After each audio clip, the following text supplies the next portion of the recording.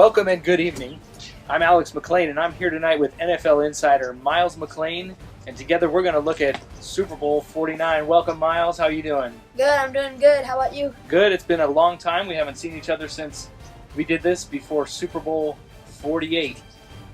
Seahawks and Broncos. Seahawks and Broncos. And this year, the Seahawks are back again to take on the New England Patriots, which brings up a point that I want to ask you about. I want to ask you about what is going on in the mind of the leader of the Patriots, Mr. Tom Brady. Well, I know Tom is a good friend, but if you really get to know him, he's a pretty chill, cool guy, and really he has to deal with, he's going through some hard times because he has to deal with the Deflategate, going up against the Legion of Boom tomorrow, and I think he's coming back for his 6th Super Bowl and his 4th Super Bowl ring. So this is a big deal for him.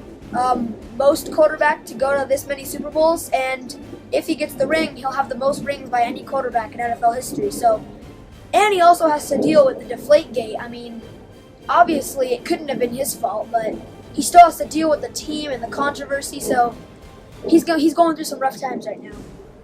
Now, I wonder if you agree with me on this.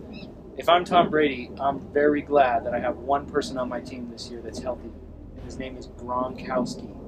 Yes. Tell me about Gronkowski and what a weapon he will be against the Seattle Seahawks. Well, if you've noticed that the Seahawks, the Legion of Boom, their defense is the #1 defense, but they have one little flaw, and I think the weakest part of their defense is right in the middle where the linebackers are. They have many good linebackers, but they don't have one great linebacker. So if Gronk gets in the middle, or if he goes deep, usually a linebacker or a secondary corner will block the tight end, and if there's a linebacker covering him and he goes on a streak in between the safeties, he will be like a bazooka going straight down the field. Nice, and you mentioned corners. Interestingly enough, this game probably features 2 of the best corners in the National Football League. Tell me about how they will line up against each other.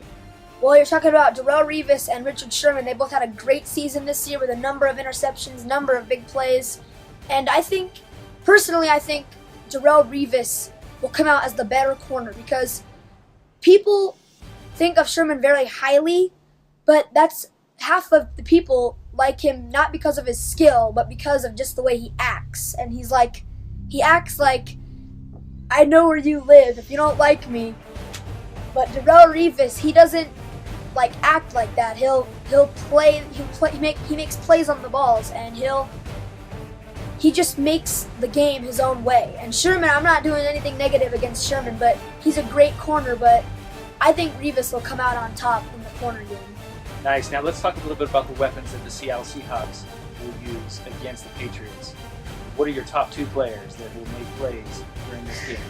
Well, my top 2 players on offense will obviously be Beast Mode, Marshawn Lynch, and probably Russell Wilson. I mean, sure, you have to mention receivers like Jermaine Kearse and Doug Baldwin and Wilson, their strong tight end, but Wilson is where it all starts. He gets the snap and he makes the plays. So I think he'll be the biggest playmaker. He can throw, he can run. He's just a dual threat on the field. And also on defense, their 2 biggest defensive players, I think, will be Cam Chancellor and Richard Sherman. Even though about what I just said about Richard Sherman, he will be an impact player, and so will Cam Chancellor, because if you watch their earlier playoff game, if you saw him jump over the center, that's just a Troy Polamalu move, and he made it his own. Nice. Now, you did mention Marshawn Lynch. He's all over the media this week. I knew you were out at Phoenix, right? And you were actually there when that happened. Tell me a little bit about that. What was it like to experience that in person? Well, it was pretty cool to, see Marshawn. I mean, I've already met him a couple times, but I've never really got to see him in a big media area. I've only seen him in a small press conference or after the game.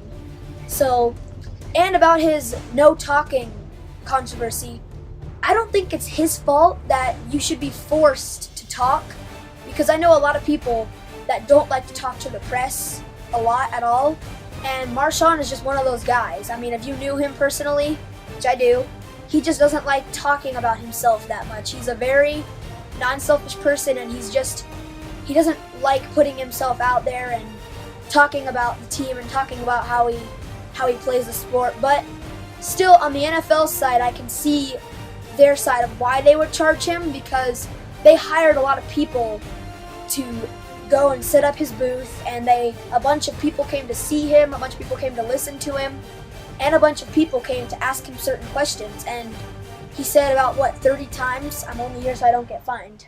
Right. Now, I also know that in that stadium where they did the media day,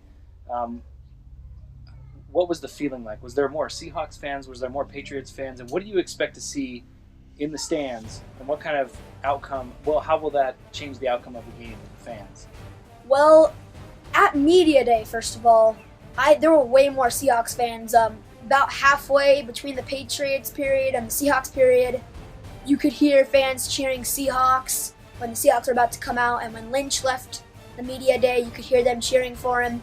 So there were more fans for Seattle at the media day. But at the Super Bowl, I think it will be pretty equal, because it's pretty far from both teams, but still, Seattle is closer.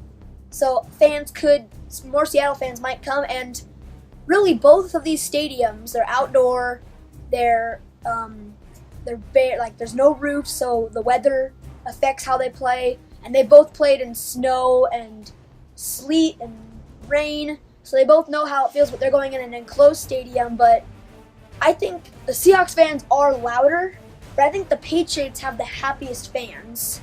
So really how it plays out, the louder the fans, I think it gets the team that they're cheering for amped up to know how many people are there for them, and it makes the other team feel like there's a hole in them, because they're like, man, all these people are out here cheering for the team I'm playing.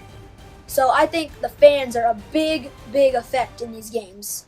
Nice. Well, now comes the part where everybody's interested in what you think is the outcome of the game. Tell us what your predictions are for Super Bowl 49. Well, I've been listening to the radio, I've been at some NFL media stuff, I've been at some Sports Center shows, and a lot of people are saying that it's either going to be Seahawks with like a big blowout or Brady with a comeback drive.